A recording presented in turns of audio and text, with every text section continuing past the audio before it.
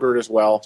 It was supposed to be the last orbiter in the fleet, but then we lost Challenger, and they kind of took parts from other stuff and built Endeavour, or Endeavour. Endeavour is kind of the Frankenstein of the orbiters. Exactly. So, although it is their workhorse, and they learned a lot from the other orbiters, so it is. Right. The Calcman's asking if they're set up differently internally. Each orbiter gets upgrades at different times, so they take them out of service. So each one is set up a little bit differently internally. Yep.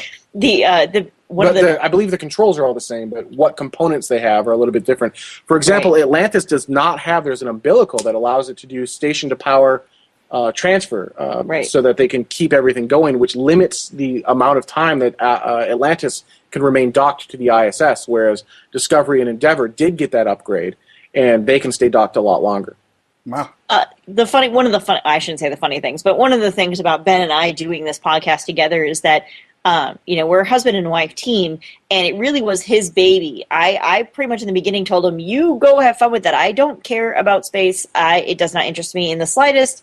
Great, it's pretty, but in 3 weeks when you have nothing else to talk about, we'll start a different podcast.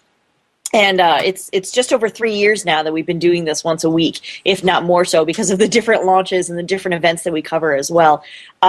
But so because of that, because Ben has been a space geek ever since he was teeny tiny, and I am only since a space geek in the last 3 years, there's a lot of things that I'm still learning, much like 3 miles versus 6 miles. Right. Well, I have a tendency to much like that, just say things, just whatever kind of comes to mind, I'll just kind of spew out.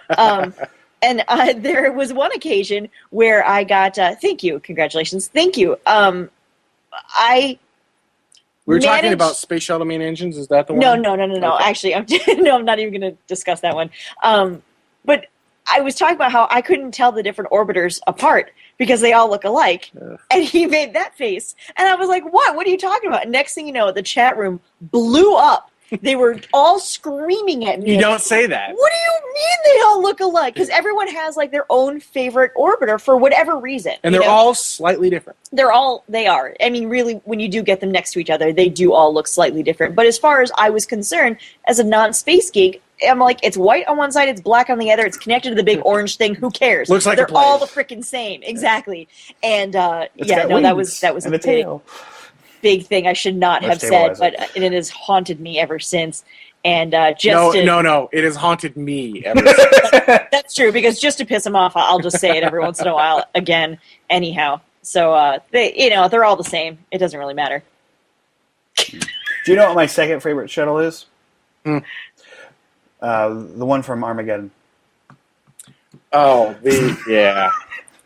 that's a fun camping movie. I didn't see Armageddon. Which one is that? Well, there were two in Armageddon. I didn't see Armageddon. There was one, but there was only one that made it back. The one that made it back is my favorite. Okay. Yeah, Freedom and Liberty, I think they were called. Yeah, those were funny.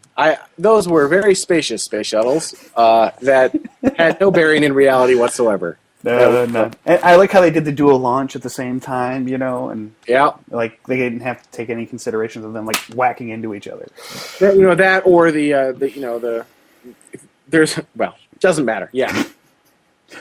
That doesn't look like a space shuttle at all, does it? Well, it kind of does. Like it's loosely based on a space shuttle, maybe. Why didn't they just use a space shuttle? Well, because it was... Was it set in, 2074? No, because it was sci-fi. And, because the space shuttle can't do what they were going to make it do. So I just like how they made the... oh no, there's this big meteor or asteroid thing coming towards the planet, and they able to come up with these two shuttles miraculously out of thin air. Yeah, never mind. They just had them, they had them just sitting around in the back room. Hey, you got two shuttles back there? I forgot about those. That's what this inventory item is. I've been trying to get that off the books forever. Wow. That's why a toilet seat costs $2,000. What's funny is it's actually very complicated to go to the bathroom in space. Have you seen...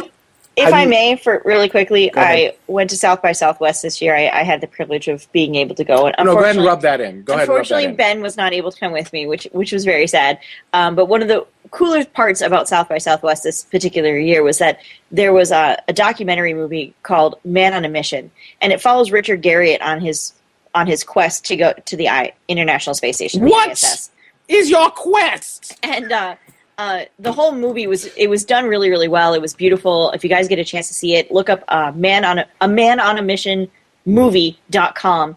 You can see the really cool trailer and stuff like that. And it was done really, really well. And there's actually some really cool footage of him during re-entry, which is stuff that you don't get to see anywhere. NASA doesn't show you re-entry kind of stuff, not from the inside of the capsule and whatnot. Well, I guess inside the shuttle for NASA. But my point is that at the very, very end of the credits, because we're just eating this up, right? And any more seconds that we can grab of this, we're even better. The very end of the movie, Richard Garriott is talking about how you prepare for this, and everyone tells you you have to wear a diaper when you go up, and be prepared to use it while you're there, and all of this other stuff. And so then he's talking